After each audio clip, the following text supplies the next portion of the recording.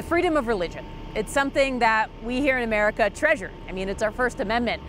But for so long, Native Americans have not had that right. And even today, there are fights to protect not only traditions, but sacred lands that they consider to be their places of worship. Yeah, my name is Jason Baldus. I'm a member of the Eastern Shoshone Tribe, and we're here at the Wind River Tribal Buffalo Initiative headquarters. Buffalo was missing for about 131 years, but that's a small window in terms of the millennia that we've lived alongside this animal. It's in our DNA. We come from Buffalo people, so this program is working to integrate them back into our lives.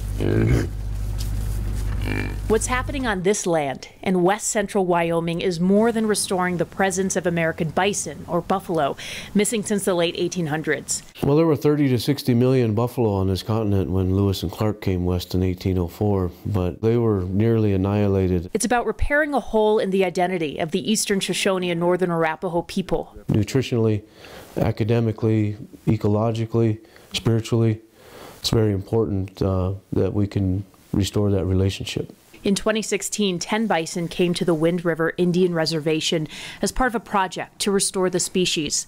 The Buffalo Initiative has also raised $8.5 million to buy back surrounding land lost to broken treaty promises to create the proper habitat.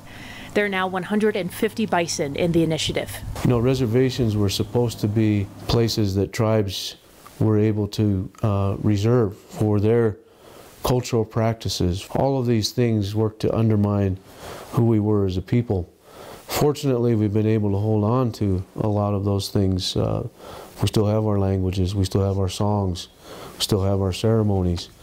But buffalo was missing for a period of time. The practice of tribal religions and tribal ways of life are inseparable from the places in which they are practiced. And I think that's something that is not common for other mainstream religions and not well understood. Beth Wright and Matthew Campbell are both with the Native American Rights Fund, an organization that fights to protect, quote, Native American rights, resources, and lifeways through legal assistance. A big part of their job is protecting practices and lands sacred to Native Americans. Several battles are happening right now to protect or acquire sacred areas like Bears Ears in Utah and Oak Flat in Arizona. Wright and Campbell are both in Denver right now testifying about the importance of letting graduating Native students wear eagle feathers and other regalia. We actually get calls every year around this time near graduation from students that are denied the right to wear their regalia. There are ceremonies done around the items before they're given to the students or our youth.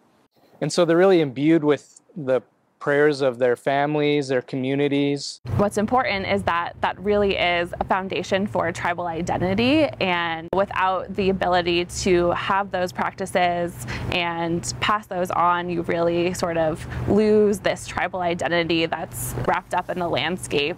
Could have never imagined it looking like this, so we just keep building from the momentum. I figure I got a few more decades in me. We'll see what we can continue to do.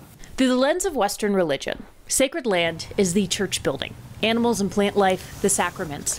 For the people who practice, they say these fights to protect Native religion and land is about identity and a connection that has sustained tribes through modern atrocities.